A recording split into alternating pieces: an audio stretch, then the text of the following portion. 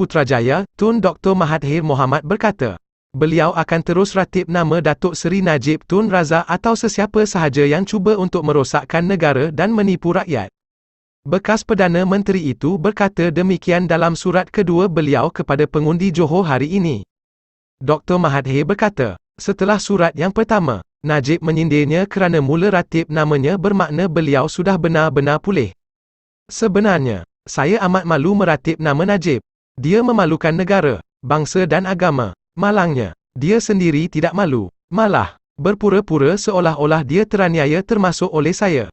Dia berharap rakyat Malaysia akan percaya dia tidak bersalah dan sebenarnya adalah mangsa penganiayaan saya dan musuh-musuh politiknya, katanya.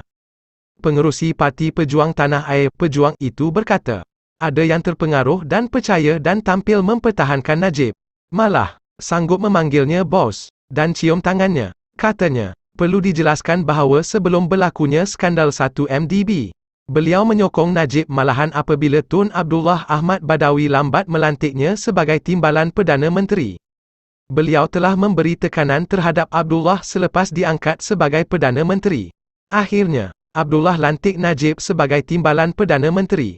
Selain percaya Najib layak, saya juga terhutang budi kepada bapanya, Tun Abdul Razak kerana dia membantu kerjaya politik saya. Malangnya, Najib bukan seperti bapanya, Tun Abdul Razak seorang nasionalis dan pejuang bangsa yang bermaruah. Najib pula curi harta negara dengan bantuan Joe Law, katanya. Dr. Mahathir berkata, surat khabar luar negara menggelar Najib plundering idiot. Dalam bahasa Johor, beliau percaya ia bermaksud penyamun tongong.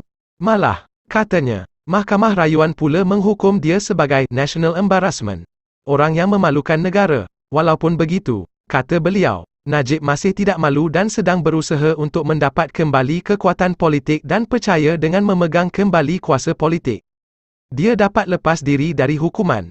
Dia perlu disekat kerana jika dia kembali berkuasa, ini bermakna negara akan dikuasai dan ditadbir oleh seorang kleptokrat dari kluster mahkamah untuk disamun dan dirompak. Tidak ada dendam peribadi di pihak saya terhadap Najib. Perlu saya ingatkan, ketika skandal 1MDB memuncak, adik Najib, Tan Sri Nazir Razak sendiri datang menemui saya meminta saya lakukan sesuatu kerana wang berbilion telah hilang dan keadilan belum lagi dicapai terhadap jenayah yang telah dilakukan, katanya. Menurut Dr. Mahathir, Nazir menulis panjang lebar mengenai skandal 1MDB dan jenayah-jenayah yang dilakukan oleh abangnya dan tulisan Nazir disebabkan perasaan malu keluarganya begitu bersalah. Banyak lagi yang ditulis oleh Nazir yang dedahkan skandal Najib ini secara terperinci, katanya.